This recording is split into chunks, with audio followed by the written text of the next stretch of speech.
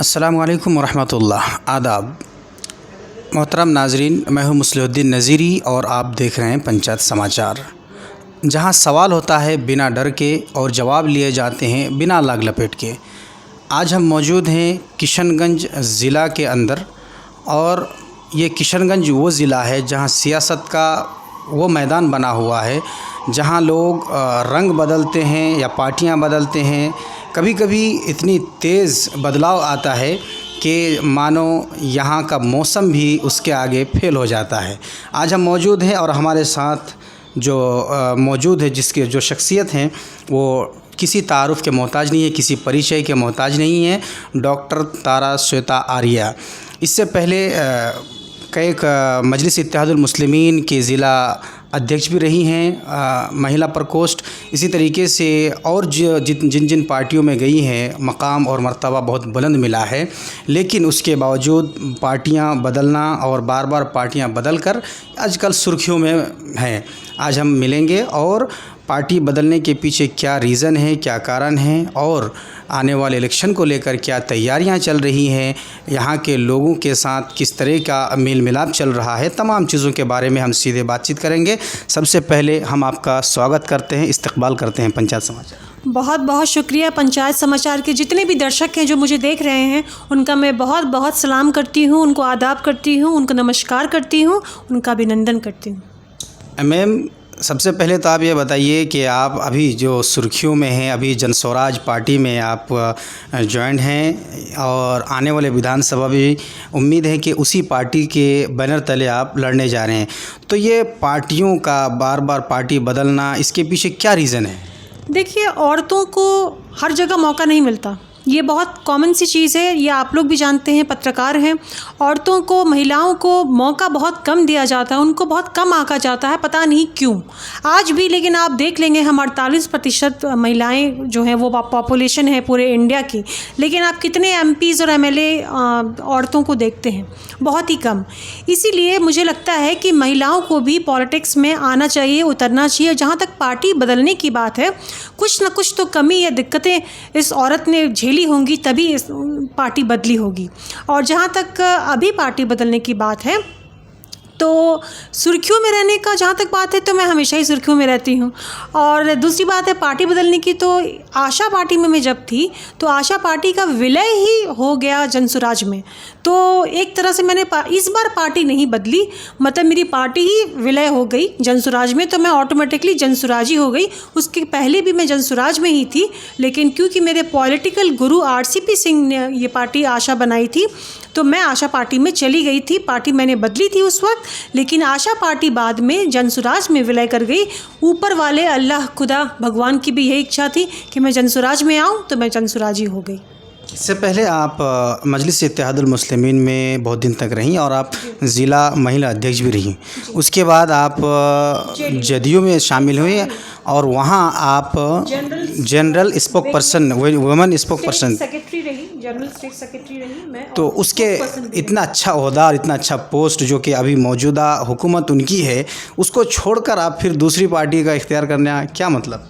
मेरे जो गुरु थे, पॉलिटिकल गुरु RCP सिंह, अभी जनसुराज में हैं, तो उन्होंने ही मुझे इस पद के काबिल समझा था JDU में, और उन्होंने मुझे इस पद पर लाया था। तो जब मेरे गुरु ही उस पार्टी में नहीं है तो मैं वहाँ पे रह के क्या करूँगी? तो यही वजह थी JDU छोड़ने की। अच्छा मैम, ये बताइए कि जदयू छोड़े और अभी आप जनस्वराज में। जनस्वराज चूँकि इस वक्त इस बार इलेक्शन जो लड़ रही है, पहली बार इलेक्शन लड़ रही है, और क्या आपको लगता है कि किशनगंज जैसे इलाके में जहां पहले से RJD और कांग्रेस का दबदबा रहा है, बोलबाला रहा है, BJP भी बहुत हद तक टक्कर देती है, उसके इन तमाम लोगों के बीच आप अपने आप को कैसे यहाँ साबित करेंगे?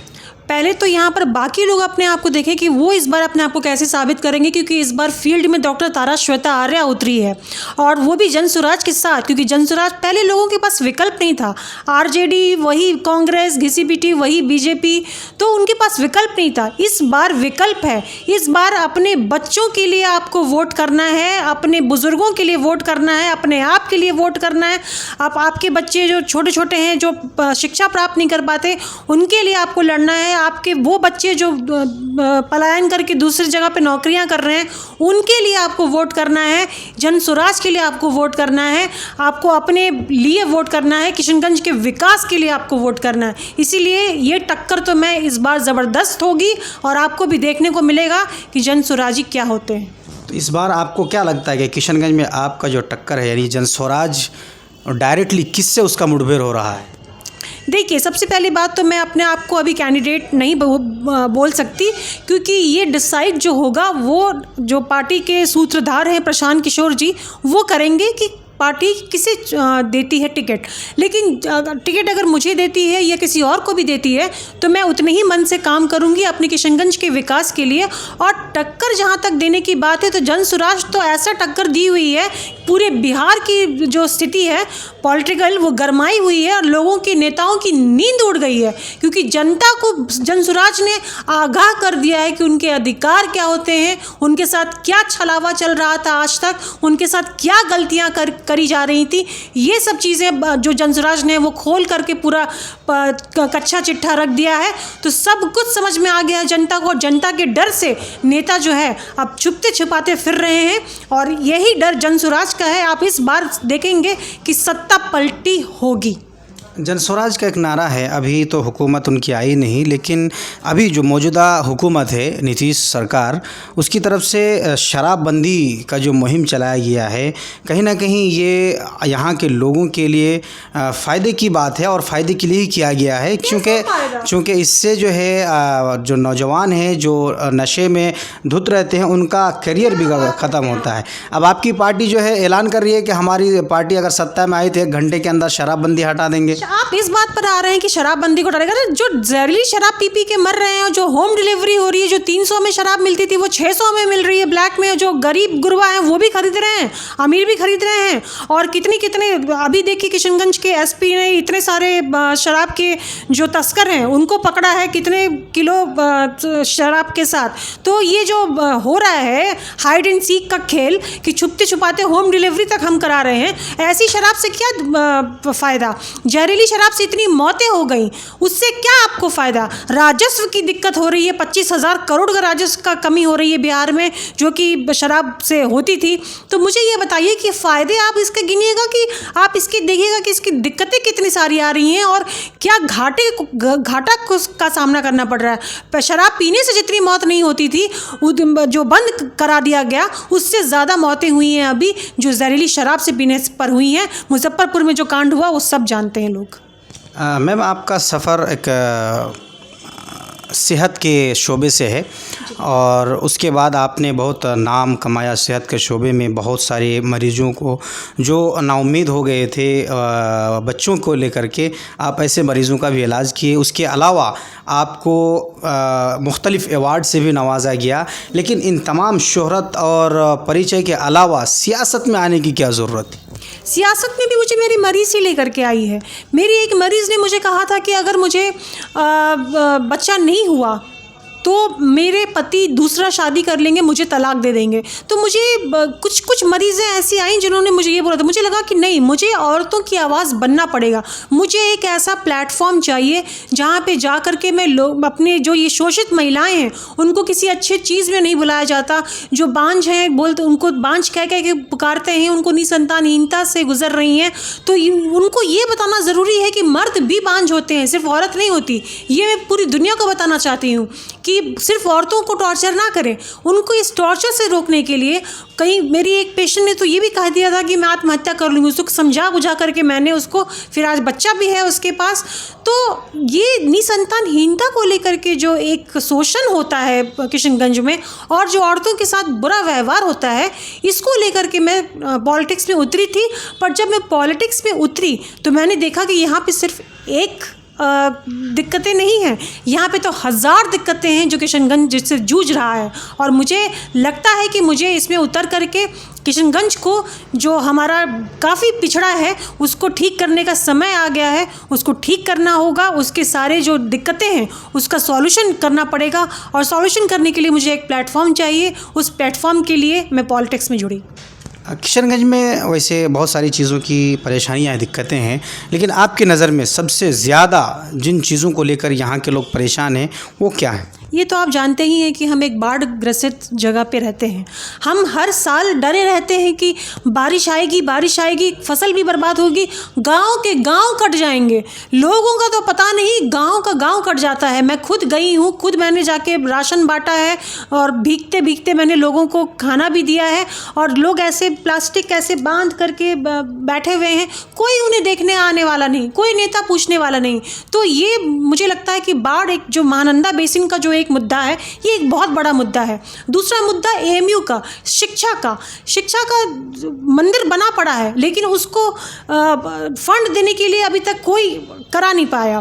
तो ये देरी किस लिए हो रही है? सरकार क्यों हमारी बातें नहीं सुन रही है? शिक्षा है, रोज़गार है, उसके बाद आप महिलाओं को देख लीजिए, शोषण उनका कितना होता है यहाँ पर। कोई भी महिला जो है, क्योंकि आपके जो एमएलए हैं वो अगर मेल हैं, एक भी फीमेल नहीं है, तो अपने प्रॉब्लम को वो एड्रेस नहीं कर सकती है, क्योंकि वो जाहिर नहीं कर सकती, क्योंकि वो एक महिला है। वो कैसे अपना प्रॉब्लम किसी को बताएगी? आप नेताओं के घर में देखिएगा कि लोगों की, आवाम की भीड़ लगी रहती है, लेकिन आप महिलाओं की भीड़ नहीं देख पाएंगे, क्योंकि महिला जो है वो संकुचित होती हैं अपनी प्रॉब्लम्स को डिस्कस करने में। इसके लिए उनको एक महिला नेत्री की ज़रूरत है, जिससे कि वो अपनी प्रॉब्लम्स को कह सकें, किशनगंज के विकास के लिए सब कुछ कर सके। सड़कें देख लीजिए, यहाँ पे पानी बरसता है, गड्ढे पड़ जाते हैं। यहीं पूर्णिया चले जाइए, सड़कों का चौड़ीकरण हो गया है, चौड़ी हो गई हैं सड़कें, उसमें पोल्स लग गए हैं, लाइट्स लग गए हैं, कितना खूबसूरत लगता है वो शहर रात को। हमारे पूर्णिया तो नज़दीक में ही है, यहाँ से 1 घंटे की दूरी पर, तो किशनगंज में क्यों नहीं? किशनगंज के एमएलए क्या कर रहे हैं? किशनगंज में ये विकास क्यों नहीं हो रहा? यहाँ की सड़कें, यहाँ चले जाइए, यहाँ आपको जाम मिल जाएगा, सड़कें आपको टूटी फूटी मिल जाएंगी। ज़रा सा आप आगे चले जाइए तो आपको वहाँ पे चरचरी पुल मिल जाएगा। तो आज भी इस ज़माने में भी, हाईटेक ज़माने में, चरचरी पुल पर मैं चढ़ी हूँ और चढ़ के मैंने फ़ोटो भी, वीडियो भी बनाया है और दिखाया है।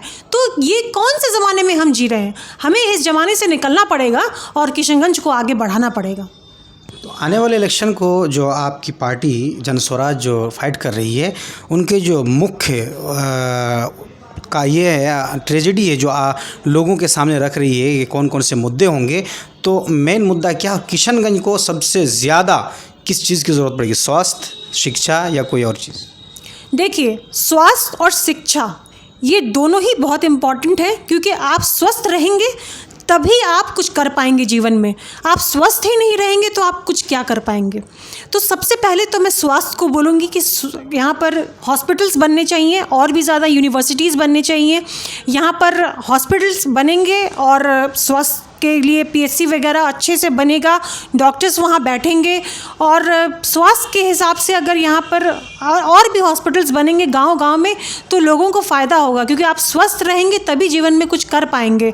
छोटी छोटी दवाई के लिए, खांसी बुखार के लिए लोगों के पास पैसे नहीं है, तो रोज़गार भी ज़रूरी है, नौकरी भी ज़रूरी है, पैसे भी ज़रूरी है। अब पैसे कहाँ से आएंगे?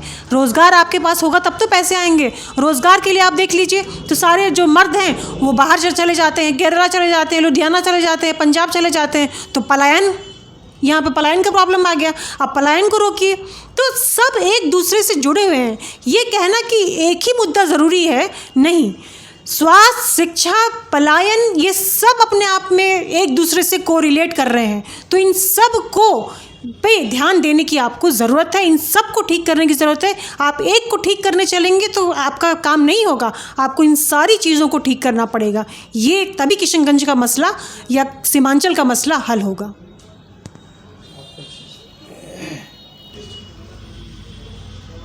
किशनगंज के युवा और महिला के लिए आपके पास यानी जन स्वराज के पास क्या योजना है, विशेष योजना क्या है?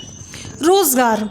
सबसे पहले तो जन स्वराज ने सरकार में अभी वो आए नहीं हैं, लेकिन पहले ही से उन्होंने नौकरियां देनी शुरू कर दी हैं।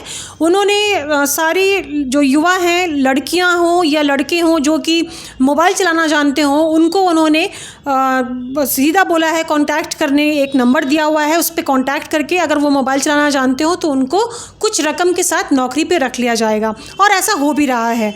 तो पहले से ही जन स्वराज नौकरियाँ दे रही है, तो जन स्वराज को उसकी ज़रूरत नहीं है कि वो अपनी सरकार बनाए तो उसके बाद वो नौकरी दे, वो पहले से ही ये काम शुरू कर चुकी है। और जहाँ तक आपने क्या पूछा, और क्या मुख्य बिंदु पूछे आपने? युवा और महिला। हाँ, तो महिला का तो मैंने आपको बता दिया कि महिला के लिए और भी एक मैनिफेस्टो है हमारे पार्टी का कि जब अगर हम पावर में आते हैं तो कुछ रकम जो है हर महीने महिला के अकाउंट में जाएगा, जो कि उनके लिए हेल्प होगा। और युवा के लिए रोज़गार, जो कि सबसे इम्पॉर्टेंट है, पलायन को रोका जाएगा। पलायन को रोकने की सबसे पहले हमारी जो है सोच है, और रोज़गार उनको दिया जाएगा। ये सबसे इम्पॉर्टेंट है युवा के लिए, और शिक्षा भी उनको दी जाएगी। अलीगढ़ मुस्लिम यूनिवर्सिटी की बात आपने की है। अलीगढ़ का जो यहाँ शाखा है, ब्रांच है, वो यूपीए सरकार के वक्त उसको पास किया गया और अब तक वो ज्यों का त्यों पड़ा हुआ है, फंड नहीं रिलीज। इससे पहले आपके पार्टी के जो मुख्य सूत्रधारा यानी जन स्वराज के प्रशांत किशोर जी, ये जेडीयू के साथ भी काम किए हैं और वहाँ कैबिनेट का और तमाम चीज़ों की जिम्मेदारी इनके ऊपर थी, जो कि कई वीडियोज़ वगैरह में, इंटरव्यू में वो कह रहे हैं। तो ऐसी सूरत में क्या उस वक्त ये प्रशांत किशोर जी एएमयू के लिए फ़ंड रिलीज़ करने की बात या एएमयू के लिए कोई बात नहीं रखे, और अब एक नई पार्टी बनाकर इस तरह के जो आंदोलन या इस तरह की जो बात कर रहे हैं, तो जनता कैसे विश्वास करेगी? जनता क्यों नहीं विश्वास करेगी? अभी प्रेजेंट चीफ मिनिस्टर माननीय मुख्यमंत्री नीतीश कुमार जी हैं, वो इस चीज़ को कितने दिनों से देख रहे हैं। कांग्रेस कितने दिनों से देख रही है। कांग्रेस के लगातार एमएलए एमपी बने जा रहे हैं। क्या उन्हें दिखाई नहीं पड़ रहा? कांग्रेस अपने सत्ता में नहीं थी, कांग्रेस को दिखाई नहीं पड़ा कि उन्हें एएमयू यूनिवर्सिटी को फंड रिलीज़ करना चाहिए ताकि यहाँ के बच्चे पढ़ पाएँ। अरे पढ़ लेंगे तो सवाल पूछना शुरू कर देंगे, सवाल पूछना शुरू कर देंगे तो उनकी नेतागिरी कैसे चलेगी? ये दिक्कत है। कांग्रेस को सोचना चाहिए था कि उनको एमएयू का फंड रिलीज़ कराना है। सिर्फ बिल्डिंग बना देने से और पास करा देने से नहीं होता है। एमएयू का फंड रिलीज़ कराएं, यहाँ पर बच्चे पढ़ेंगे तभी कुछ आगे बढ़ेंगे और कुछ बनेंगे, और कुछ बन जाएंगे तो उसके बाद सवाल पूछना शुरू कर देंगे और ये दिक्कत आ जाएगी नेताओं को। तो ये कांग्रेस से सवाल होना चाहिए, जनसुराज से नहीं। अच्छा मैडम, आप किशनगंज में रहती हैं और ये चूँकि बॉर्डरी इलाका है, आपके एक साइड नेपाल बॉर्डर है और एक साइड करीब में ही बांग्लादेश का भी बॉर्डर पड़ता है, और यही वजह है, और यहाँ मुस्लिम आबादी भी ज़्यादा है, यही वजह है कि यहाँ के लोगों को ज़्यादा टारगेट किया जाता है, घुसपैठी कह के या इसी तरीके से बाहरी कह के टारगेट करते हैं। और ख़ास करके जो सत्ताधारी दल है अभी, उनके कुछ लोग, उनके मिनिस्टर और उनके कार्यकर्ता, कुछ लोग आकर के, जैसे कि इससे पहले जीतन राम मांझी जी ने कहा, और इसी तरीके से अभी हाल ही में गोपाल अग्रवाल जी, इसी तरीके से कई लोगों ने इस तरह के बयानबाजी कर रहे हैं। आप ऐसे लोगों को क्या जवाब देंगे? किशनगंज के, क्या किशनगंज में वाकई घुसपैठी मौजूद हैं, या अगर नहीं है तो इस तरह की जो बयानबाजी कर रहे हैं लोग, इन लोगों को क्या जवाब देंगे? देखिए, मैं तो खुद 20 साल से यहाँ पर हूँ, शादी करके आई हूँ, बाहर से आई हूँ, तो क्या मैं भी घुसपैठी हो गई? एकदम गलत सोच, एकदम गलत सोच। इसे मैं सिरे से खारिज करती हूँ। कोई भी घुसपैठिया किशनगंज में नहीं है, कोई भी बांग्लादेशी यहाँ पर नहीं है। बॉर्डर सिक्योरिटी फोर्स वहाँ पर है हमारी सुरक्षा करने के लिए, तो घुसपैठिया कहाँ से आ जाएंगे? गोपाल अग्रवाल जी ने जो अपना जो भी दिया है बयान, वो सरासर गलत है, और उनको ये सोचना चाहिए कि बोलने से पहले कि आवाम को या जो लोग हैं उनको कितनी ठेस पहुंचेगी। आप अपने ही लोग को ठेस पहुंचा रहे हैं, ये कैसी बातें हैं? ये सोचना बिल्कुल गलत है। आप तो इतने सालों से यहाँ पे रह रहे हैं, क्या आपको पता नहीं कि यहाँ पर आपके अपने लोग जन्मे यहाँ पर, उनके दादा यहाँ पर, उनके दादा के परदादा यहाँ पर हैं, तो घुसपैठिए कहाँ से आ गए? ये बिल्कुल गलत इल्ज़ाम है और मैं इसको सिरे से खारिज करती हूँ। अगर जो लोग घुसपैठी का इल्ज़ाम लगाते हैं सरकार में होने के बाद, तो कहीं ना कहीं घुसपैठी का इल्ज़ाम लगाने से यहाँ के लोगों के ऊपर जो परेशानी है, जो यहाँ के लोगों के दिल में जो ठेस पहुँचते हैं, उससे ज़्यादा सवाल खड़ा होता है बॉर्डर में जो हमारे जवान मौजूद हैं, उनका आप अपमान कर रहे हैं। अपमान कर रहे हैं, एग्जैक्टली। एक साथ हमने बोला कि आप उनका अपमान कर रहे हैं। वो बॉर्डर सिक्योरिटी फोर्स हमारी जो है तैनात रहती है 24 घंटे, और आप कहते हैं कि घुसपैठिए यहाँ घुस गए। मतलब ये सोचने वाली बात है कि आप हमारे जवानों पर शक कर रहे हैं, जो कि 24 घंटे ठंडे, बारिश या गर्मियों में खड़े रहते हैं 24 घंटे आपकी सुरक्षा के लिए, और आप उनके ऊपर शक कर रहे हैं। ये तो सबसे बड़ी लो IQ की बात कर रहे हैं गोपाल अग्रवाल जी, और बाकी मिनिस्टर्स भी जिन्होंने इस पर टिप्पणी की है, ये बिल्कुल गलत की है। अच्छा मैम, अभी अभी SIR को लेकर के काफ़ी चर्चा चल रहा है, काफ़ी हंगामा है। कल भी सदन में इसको लेकर के नारेबाजी हुई, जिसके चलते कुछ लोगों को हिरासत में भी लिया गया, बाद में छोड़ दिया गया, लेकिन हिरासत में लिया गया। ऐसी सूरत में आप SIR को लेकर के आपकी क्या राय है? देखिए, मेरी तो यही राय है कि ये परेशानी सरकार बढ़ा रही है। सरकार होती है कि लोगों के, आवाम को, मसलों को हल करे, ना कि परेशान करे आवाम को। आवाम परेशान हो रही है, ये पेपर लाओ, वो पेपर लाओ, तो ये प्रमाण पत्र दिखाओ, तो निवास प्रमाण पत्र बनाना है तो ये प्रमाण पत्र दिखाना है, तब आपको ये मतलब आप वोटर लिस्ट में शामिल हो पाएंगे। तो ये मेरे ख्याल से बिल्कुल गलत चीज़ है और इसको सरकार को नहीं करना चाहिए, क्योंकि इससे आवाम परेशान हो रही है। आवाम को परेशान करके सरकार को क्या मिल जाएगा? सरकार होती है कि आवाम के मसलों को हल करने के लिए, ना कि उनके मसलों को बढ़ाने के लिए। तो आप आखिर में किशनगंज की जनता और यहाँ के आवाम को क्या संदेश देंगे? यही संदेश दूंगी कि इस बार जनसुराज से जो भी लड़े, मैं लड़ूं या किसी और को टिकट मिले, आप जनसुराज पे भरोसा करें, क्योंकि जनसुराज ने ही सारे दलों पर डर का सत्ता कायम किया है। और जो जनता का डर जो अभी नेताओं के अंदर है, वो जनसुराज के सूत्रधार प्रशांत किशोर ने दिलाया है। इस डर को आप अपने अंदर की ताकत बनाइए और अपनी ताकत से उनको वोट कीजिए, कि जनसुराज को वोट कीजिए, ताकि सत्ता पलट हो और इस बार आपकी जनता की चले, ना कि नेताओं की चले। शुक्रिया। बहुत बहुत शुक्रिया आपका कि आप हमें अपना कीमती वक्त निकाल कर हमसे बातचीत की। इसके लिए आपका बहुत बहुत धन्यवाद। बहुत बहुत शुक्रिया, आप लोग आए यहाँ पर और मेरी बातों को जनता तक पहुँचा रहे हैं। जनता को भी मैं बहुत बहुत नमस्कार करती हूँ और उनसे उम्मीद करती हूँ कि जनसुराज का वो साथ देंगे। मोहतरम नाजरीन, ये हमारे साथ मौजूद थी डॉक्टर तारा श्वेता आर्या, जो किसी तारुफ के मोहताज नहीं है। आप इनको सेहत के मैदान से जानते हैं, फिर सेहत के मैदान से उठकर सियासत के मैदान में काफ़ी दिनों से हैं और इनसे जो बातचीत हुई और इनसे जो सवालात हमने किए वो आपके सामने मौजूद हैं, उनका जवाब भी मौजूद हैं। अब सवाल आपका है कि आप क्या पूछेंगे और इनके सवाल से आप संतुष्ट हैं, इनके जवाब से संतुष्ट हैं, या क्या इनको आने वाले इलेक्शन, आने वाले विधानसभा के लिए जो बातें डॉक्टर साहिबा ने कही हैं उन पर आपकी क्या प्रतिक्रियाएं हैं, आप कमेंट में ज़रूर बताएं। जय हिंद।